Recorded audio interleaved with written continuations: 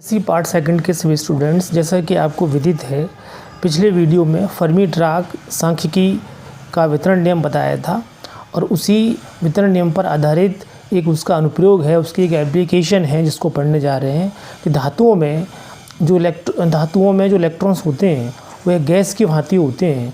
अगर आप एक कॉपर का कोई तार समझें मन में, तो उसमें जो इलेक्ट्रॉन्स होते हैं वो मुक्त होते हैं, फ्री इलेक्ट्रॉन्स होते हैं, उनका नाभिक से कोई बंधन नहीं होता है। चूँकि प्रचुर मात्रा में इलेक्ट्रॉन्स होते हैं और वो रैंडमली कहीं भी गति कर सकते हैं, कैसे भी, क्योंकि नाभिक से बंधे हुए नहीं हैं सभी के सभी इलेक्ट्रॉन्स। तो सभी के सभी जो इलेक्ट्रॉन्स होते हैं जो धातुओं में, वह एक गैस की भांति कार्य करते हैं, जिसको इलेक्ट्रॉन गैस भी कहते हैं। तो उसी के बारे में स्टडी करने जा रहे हैं आप। उनकी धातुओं में जो इलेक्ट्रॉन्स का जो व्यवहार है, संयोजी बैंड और चालन बैंड के बीच में जो व्यवहार होता है, चूँकि आपको पता है कि धातुओं में संयोजी बैंड में जो इलेक्ट्रॉन्स होते हैं वही इलेक्ट्रॉन्स चालन बैंड में भी पाए जाते हैं। तो उसको देखने जा रहे हैं।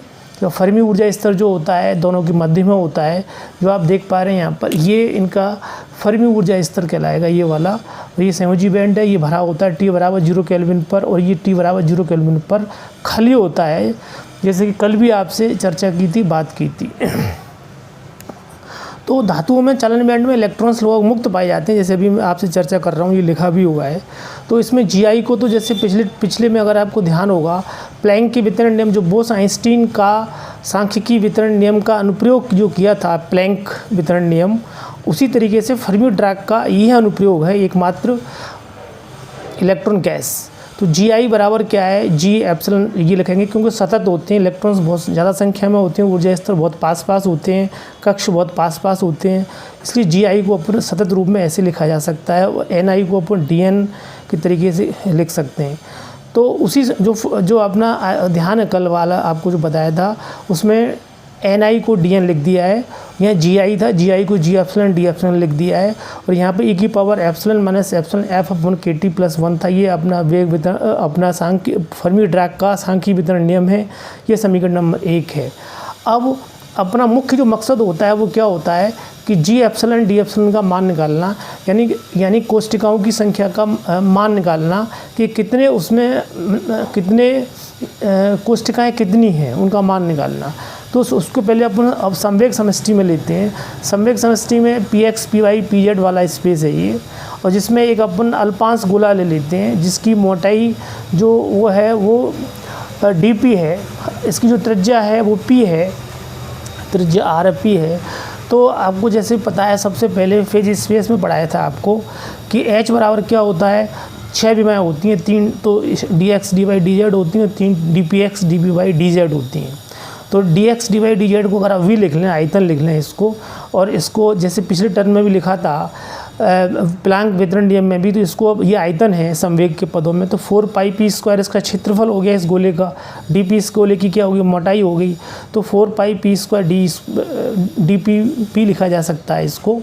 और आगे आप जो देख पा रहे हैं वो ये है कि p और p प्लस में GI का मान कितना हो गया, GI यानी GP DP का मान कितना होता है, जैसे अब पिछले टर्म में बताया था आपको कि कुल आयतन बटे एक डॉट का आयतन। जैसे दीवार है, कोई दीवार में का आयतन बटे एक ईंट का आयतन भाग लगा दोगे तो क्या आ जाएगा, नंबर ऑफ़ ईंट्स आ जाएंगे, कितनी ईंट उस दीवार में लगी हुई हैं।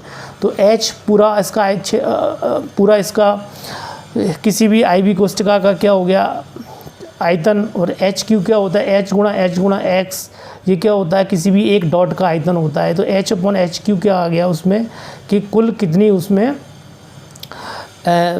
GI का मान कितना है, ये आ जाएगा। तो H का मान लिख दिया, HQ लिख दिया। 2 गुणा जैसे पहले भी किया था विद्युत चुम्बकीय तरंग में, विद्युत चुम्बकीय तरंग की 2 ध्रुवण अवस्थाएं हो सकती हैं, इसी प्रकार इलेक्ट्रॉन की 2 चक्रण अवस्थाएं होती हैं, इसलिए यहाँ पर किसका गुणा किया गया है, 2 का गुणा किया गया है। आप देख पा रहे हैं यहाँ पर 2 का गुणा ये किया गया है, ये रहा। तो यहाँ पर आपने 2 का गुणा कर दिया, ये इलेक्ट्रॉन की 2 चक्रण अवस्था हो सकती हैं। चूँकि अब इसको ऊर्जा के पदों में चेंज करेंगे, p² बराबर E होता है, इसको एप्सिलॉन लिखा है, p² बराबर ट्वाइस एप्सिलॉन ये हो जाएगा। p बराबर कितना हो जाएगा, 2m की पावर हाफ और एप्सिलॉन की पावर हाफ। साधारण सही मतलब गुणा भाग वाला मैटर रहेगा। तो इसमें आप देख रहे हो p² और dp² के मान रखेंगे आप यहाँ पर, रखने पर p² का जो आप देख पा रहे हैं ये v है, ये v है 4 पाई पी स्क्वायर का मान यहाँ से रख दिया ट्वाइस एप्सिलॉन, ये आ गया ट्वाइस एप्सिलॉन।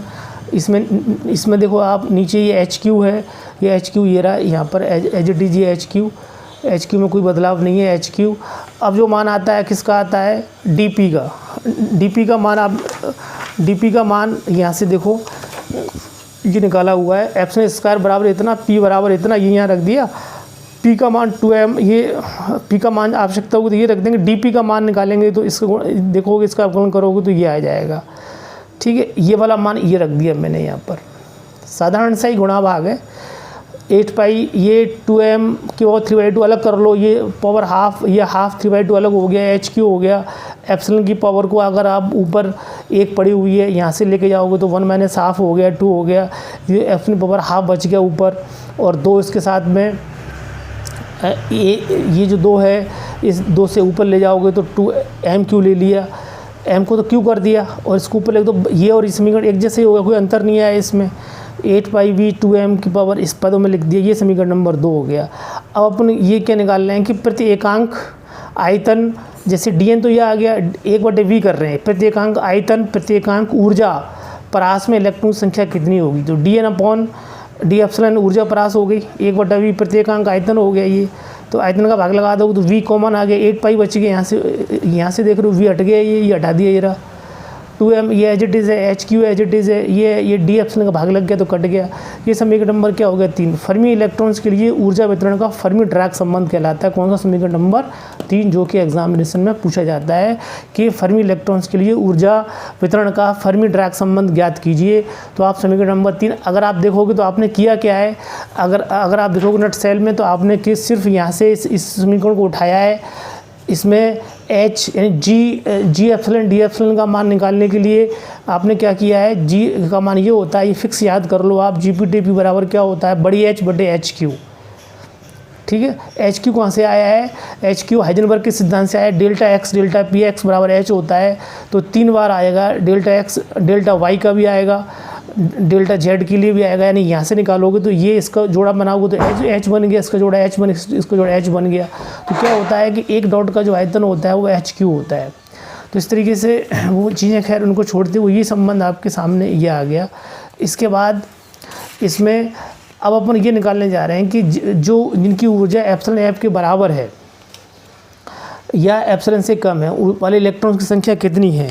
क्योंकि पता है आपको, ये पता होना चाहिए कि ये सारे इलेक्ट्रॉन्स यहाँ होते हैं, ये एप्सिलॉन एफ है, ये वाला ये लाइन जो बीच की गहरी लाइन है, इसके नीचे वाले जो ऊर्जा यानी ये ऊर्जा स्तर जो होंगे उनको निकाल, क्योंकि सारे इलेक्ट्रॉन्स यहीं होते हैं T बराबर 0 केल्विन पर। तो एप्सिलॉन का मान एप्सिलॉन एफ से कम है, उनकी संख्या यानी इसमें कितने इलेक्ट्रॉन्स हैं वो निकालने जा रहे हैं। तो समीकरण नंबर जो 2 है, समीकरण नंबर 1 तो आपके सामने ये था, समीकरण नंबर जो 2 है ये वाला, कौन सा वाला, समीकरण नंबर 2, ये dn बराबर ये समीकरण नंबर जो 2 है, इसमें क्या कर रहे हैं, समीकरण 2 के समाकलन को ले रहे हैं, 0 to एप्सिलॉन एफ, एन कुल एन का मान आ गया, ये dn है, इसका समाकलन कर दोगे आप पूरे का तो क्या बन जाएगा, बड़ी एन बन जाएगा ये, और ये एप्सिलॉन होके ये आ रहा है। एप्सिलॉन का मान 2/3, एक जोड़ दोगे उतने का भाग लगा दोगे तो 2/3 हो गया, एन का मान आ गया। अब इसमें से एप्सिलॉन एफ को 3/2 को यहाँ ले आए हैं, देख पा रहे हो, और बाकी चीज़ों को 3HQ का सबसे ये गुणा कर दिया। एच अब थोड़ा ये एडजस्ट किया है, HQ को HQ रख दिया, 3N को 3N लिख दिया, 16 को 16, ठीक है। और जो पाई भी है, पाई भी को अलग कर दिया, 2 की पावर हाफ अलग कर दी, m की पावर 3/2 अलग कर दिया। अब HQ अलग है, 3N अलग है, आप देख रहे हो ये 2 की पावर 4 लिख दिया मैंने, ये 2 की पावर हाफ है, ये m की पावर 3/2 है, ये पाई भी है।